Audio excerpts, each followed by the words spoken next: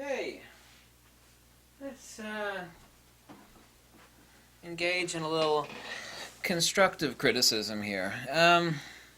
Since Petapixel decided to pick up a video that I railed on against last week where someone had ignorantly said that a smaller sensor, like the Canon 1.6 crop factor, gathers less total light and therefore that's why the images are worse. No, it's actually Canon sensor technology.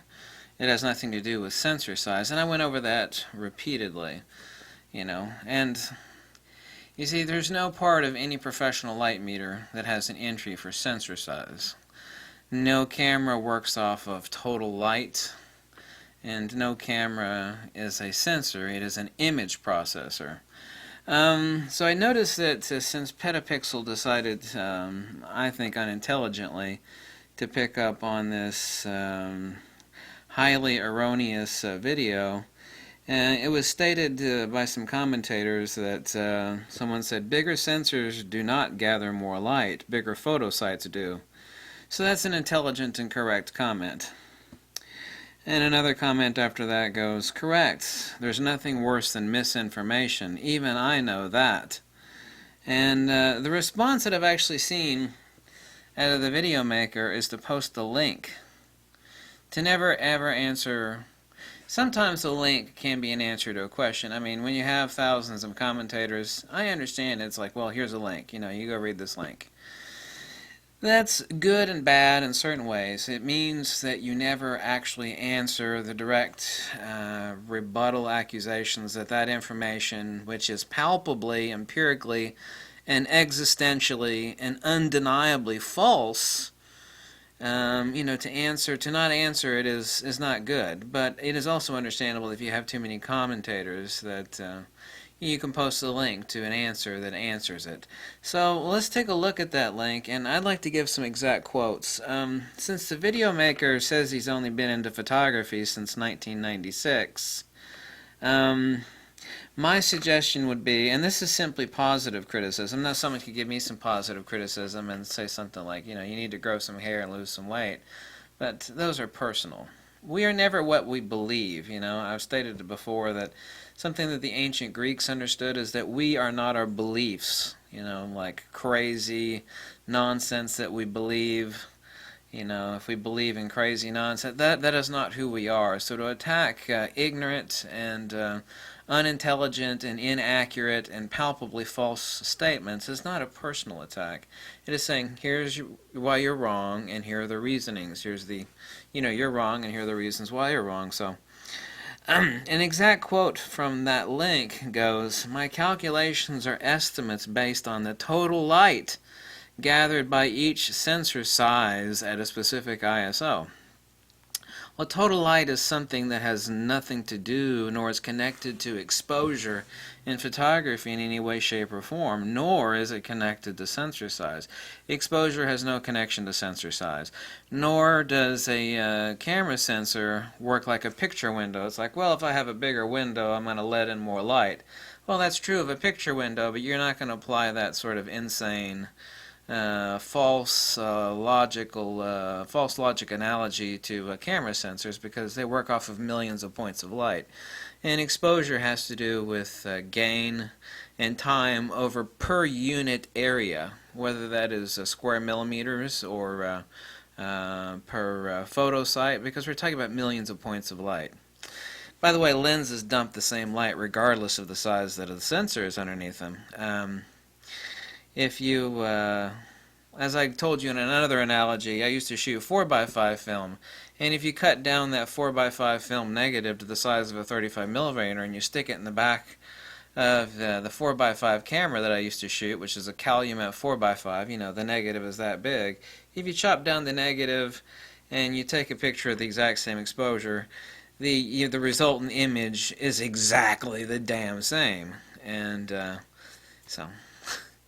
So this statement is absolutely incorrect. So my suggestion is that when you post articles and write books on photography, opinions are one thing, but if you're going to state facts, then you actually have to have the facts to be correct. And these things that are stated as fact are not facts at all, and they are palpably untrue. Another statement that is given is that the following table gives you an estimate of the total noise, again, total noise, that you can expect from different ISOs of different sensor sizes given a similar sensor technology. Now, by saying similar sensor technology, while this does not exist, we can imagine two different cameras with the exact same pixel pitch and same micro lenses, except one is full frame and one is crop sensor. So we have the exact same lens, and the only difference is the sensor size. So this is the premise that is given. But no sensor works off, nor any image on Earth works off total noise. Total noise is exactly the same thing as talking about total light. Now, if you're saying that if I have a worse exposure on a larger sensor, actually I would have more total noise, and this is contrary to, and of course this is false logic as well. A larger sensor given the same bad exposure will have a worse total noise, not the inverse. So even if I apply the false analogy and false logic, then that doesn't follow. But no sensor or picture works off total noise. It works off of SNR and per photosite, the signal to noise ratio per photosite. But I'm going to get to something very important here in a second. And likewise, nobody, absolutely nobody, has ever seen the noise from just the sensor.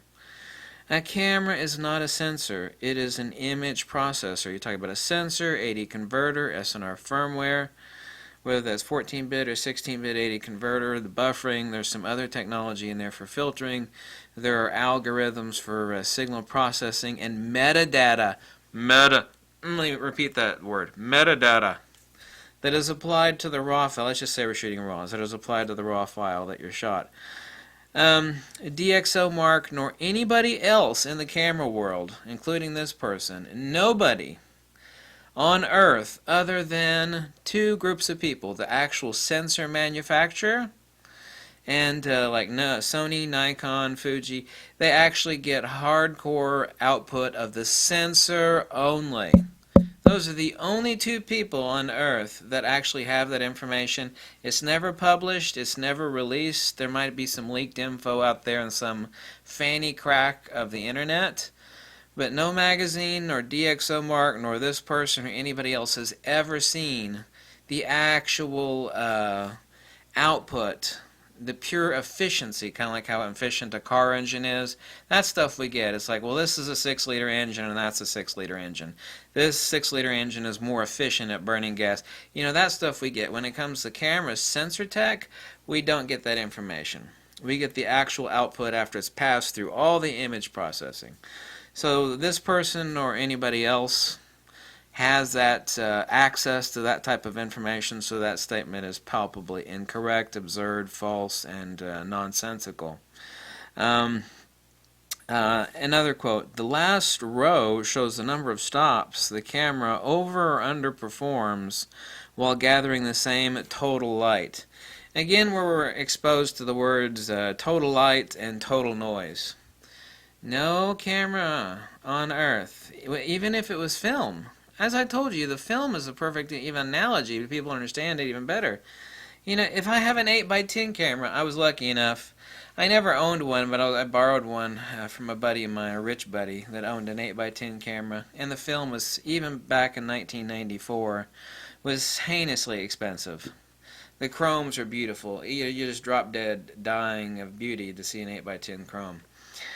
You know, if you take that 8x10 lens and camera and film and you chop it down to even a micro 4/3, let's just take a little snippet out there and then paste it onto the back of the 8x10 tray. So you're sliding in an 8x10 negative, except instead of the 8x10, you're dropping in a micro 4/3. The exposure is the same.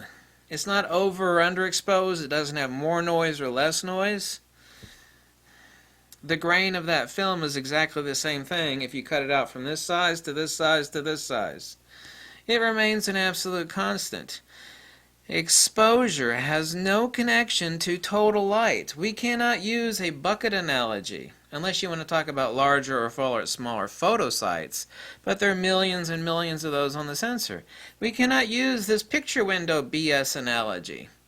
You know, a larger window lets in more light, so a larger sensor has to have better light gathering capability. No, no, no, no, no, no. Exposure doesn't work that way. You know, I've got the most advanced light meter in the world in the back room back there. Ain't no damn button on that damn light meter for entering in the size of the damn sensor. How much clearer can you damn make it? It doesn't get any clearer than that. That's as clear and as obvious as getting smacked in the head, you know, with a wrecking ball. If it doesn't become clear to you after that, then I suggest you check in to see your local psychologist, because there's something that, you know, it's like you're unable to add 1 and 1 and stick the answer in the blank space over here. It doesn't work that way. I do understand the misunderstanding. You know, like say if I have two LCD TV sets that I'm looking at, one's a 27-inch and the other's a 52-inch.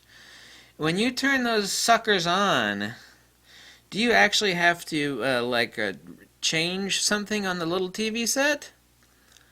No, you don't. Each one of those little pixels on the TV set. No, you don't. Right behind the camera that is filming my ugly face is like a 42-inch TV. I got a 52-inch in the back.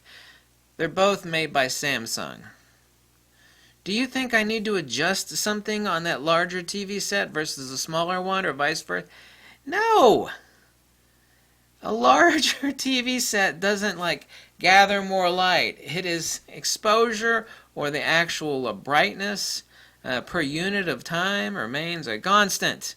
It doesn't have to send more or less power to display the same luminal image on that LCD display of the, you know, so please, listen, the point is that if you're going to post a link as an answer to people telling you that, hey, listen, someone accurately says larger sensors don't gather more light, that's a correct statement, and you post a link to an article, then correct me if I'm wrong, by God, that article should be correct.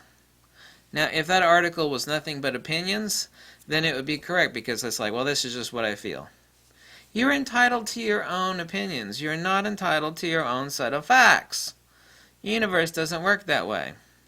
You know, you could say these underwear are the best. It's like, good, I'm glad it fits your junk good. But you can't say, you know, the sun rises in the west. It's like, no. Here we're talking about facts. The sun rises over there in the east, girlfriend. Not entitled to your own set of facts. You are not. I am not. Nobody is. This kind of forms the basis of what the Platonists would refer to as logic and the dialectic of discussion and debate, is that facts have to be established, and there is no doxophilia. You know, there's no opinion loving about facts. You know, you can't twist them one way or the other. Well, people do twist facts. But in this case, we can't do anything about that. Exposure has nothing to do with the damn size of it. You cannot talk about total light and total noise. You could talk about a luminal value per unit area, or noise per photosite, or noise per unit area. Given a specific area of dynamic range or exposure, like the shadow of a leaf that you took a picture of, you're like, there's more noise here. I was already underexposed, and the dynamic range of this camera makes it such that the total noise of this area of the sensor is really bad. And it's like, well, that's a correct statement.